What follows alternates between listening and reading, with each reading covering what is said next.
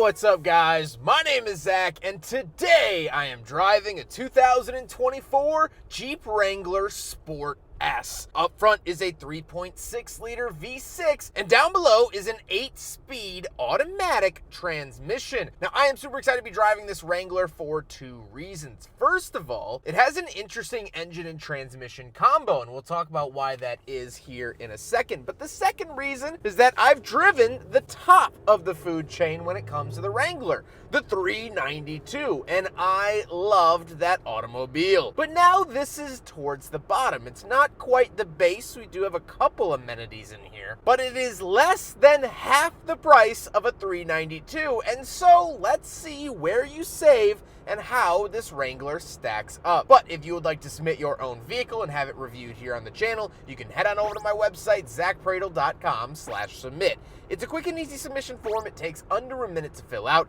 and I come out to you. Also, huge thank you to Jeeps on the Run, a Jeep organization that actually raffled off this Jeep. If you are viewing this before November 29th, 2024, you still have time to enter, but if you're viewing it afterwards, unfortunately, the raffle has closed. But let's get back to that 3.6-liter V6. Well, that has been a bread and butter engine for Jeep and Stellantis as a whole for many, many years. We saw this in other products like the base model Chargers and Challengers, the base model pickup trucks. It's not anything new. It is a VVT engine, and they have upgraded it over the years. It makes decent power, and I'm not too worried about it. Like I said, paired to it though is an 8-speed automatic transmission. This is the 850RE transmission, again something that Jeep has used for a long time. But the interesting thing is that this is the final year of which those both engine and transmission will be offered together. So for the 2025 model year, the only way that you can get the 3.6-liter V6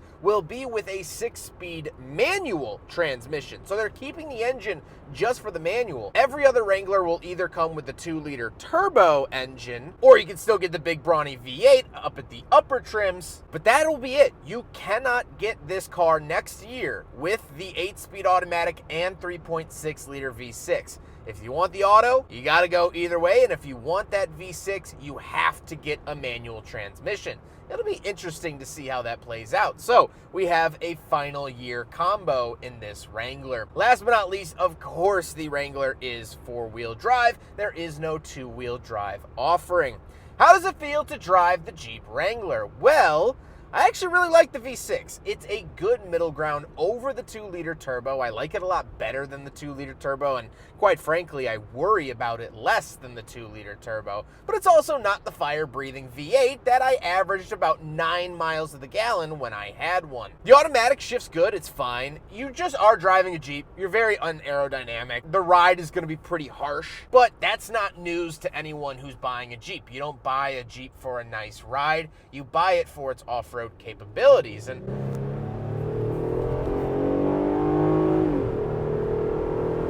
yeah, handling these twisties is not really this Wrangler's cup of tea. We have a turn up here. Okay, we didn't fall over. That's good. Up over the brim. Okay, we didn't tip over. All thumbs up in the Wrangler this morning. We didn't fall over, and that's my main goal. Yeah, handling is not this vehicle's strong suit, but that's okay. With that stuff out of the way, let's talk about the interior. Well, in front of me, I have a lot of gauges. Off to the left is my tachometer. In the center is a screen along with the coolant temperature and fuel. And off to the right is the speedometer. On the steering wheel, on the left, we have our selectors for that gauge cluster screen, as well as our phone options. And off to the right, we have our adaptive cruise control. Very nice to see that. The steering wheel also is leather wrapped. This is one of the option packages, and I'll show a picture here of the options that this vehicle has. And you'll see that automatic transmission actually adds $4,500 to this price tag. So you could get this in the low 40s if you just get a manual. Interesting to see that. Off to the left, we do have a climate control vent, our headlight switches, and a little Jeep Gladiator camper thing.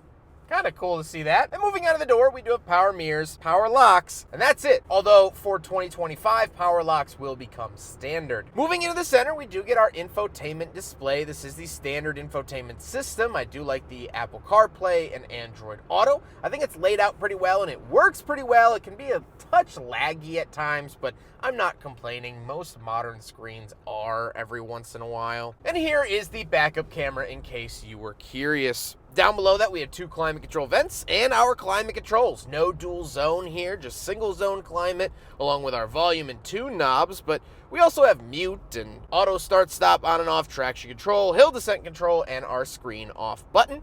And down below, we have our 12-volt outlet, window switches, aux input, USB-C, and USB-A for media. In the center console, we have the 4-wheel drive shifter off to the left and the standard shifter off to the right. Of course, proud of that Willis heritage with the original military Jeep on it. Then we do have a parking brake and cup holders, so we will do a big friggin' bottle test here in the Jeep Wrangler Sport S from 2024, and much like everyone else, it unfortunately fails.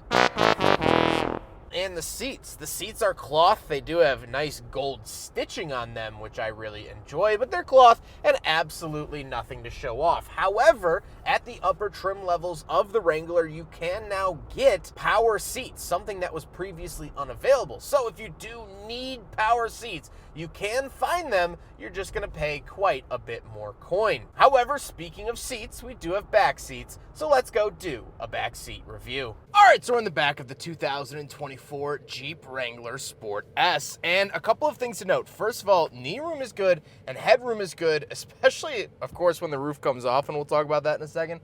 But plenty of headroom even inside the roll bar. We do have little touch lights back here, and these seats are cloth, which makes sense because the front seats are cloth, but they're not as hard as a brick. Now, you will find these back seats be as hard as a brick if you buy the 4xe Wrangler, which is their plug-in hybrid Wrangler, because the battery pack actually sits just below this. So you get these nice, soft, and comfy back seats, where if you do the 4xe, you don't get that. So something to note if backseat comfort is a big thing and you're between the 4xe and the standard Wrangler. Other than that, nothing too crazy to write home about, but I do have airbags in the roll bar, which is really, really nice, and that was a recent addition in the last couple of years, so cool to see all of that. Let's hop into the very back real quick and bear the cold, because it is freezing today. Talk about some cargo space, and then we'll talk about the looks. All right, around the back of the Jeep Wrangler Sport, and just a pull handle here to open this up, and then for the hard tops, you pull up the glass. Now, this is obviously all of the raffle and contest stuff. We have the floor mats in here fresh for you, some soft top bags and things like that. We do get a 12-volt outlet back here, and we do get this Jeep trail rail ready setup back here. We get this awesome JL graphic made in the US, built in Toledo, Ohio. Absolutely love all of that, but that is the rear cargo space, which actually is pretty good, especially for the 4-door. Bring this back down, close this up, and there you go.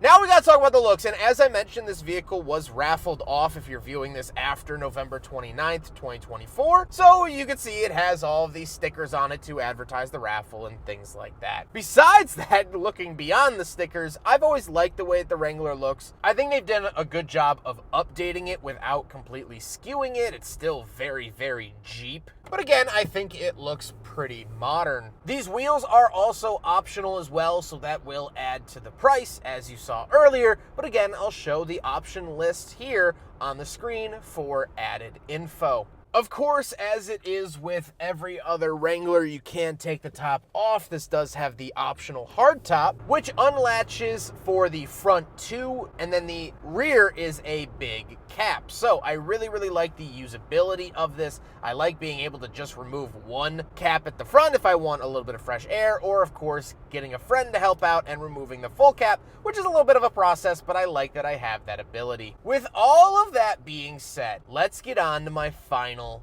thoughts. What do I think driving the 2024 Jeep Wrangler? Well, down here at the Sport trim, this is a pretty bare bones and basic vehicle. And so I was excited to share with you guys what that looks like. However, saying bare bones and basic while also saying that this is nearly a $50,000 vehicle is quite the tough thing to swallow. Now, of course, that automatic transmission adds $4,500. The options add $3,500. And it is a four-door, meaning it is going to be more expensive. But still, up at $50,000, I don't have heated seats. I don't even have leather or power seats. I don't have an upgraded sound system. I'm missing a lot of things that other cars at $50,000 would have. And for me personally, I'm not a huge Jeep enthusiast. I would better spend my money on other fun cars. I know this isn't a competitor, but the Mazda MX-5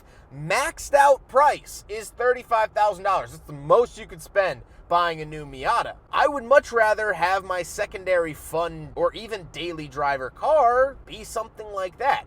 Again, you can't really off-road a Miata. Well, you can, but not without a grinder and a welder. So again, it's not an apples-to-apples analogy, but what I'm saying is that $50,000 is a lot, and it pushes this vehicle outside of a lot of people's price range. Sure, the base price is $36,000, but who's really touching that?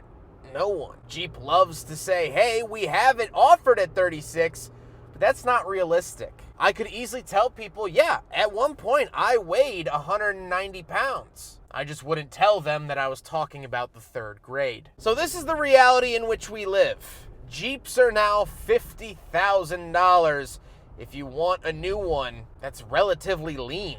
But don't worry, if you want the V8, if you want the winch, if you want the upgraded suspension and sound system, you can spend $105,000. I hope you guys enjoyed the video. Huge thank you to Mike and Jeeps on the Run for letting me film this video. I hope this car was raffled off to one of you and you guys won it for $20. I sure as heck would take this for $20 as opposed to $50,000. But Jeeps on the Run is a fantastic organization. If you're into Jeeps, I cannot recommend them enough. And Ray's Jeep Dodge Ram dealer in Fox Lake is fantastic, and they actually donated this vehicle to be raffled off. So they're not seeing any profit from that $50,000, but you get to drive home in it, which I think is a wonderful, wonderful thing. But I hope you guys enjoyed the video. Don't forget to rate the video, comment on the video, and subscribe if you really liked it.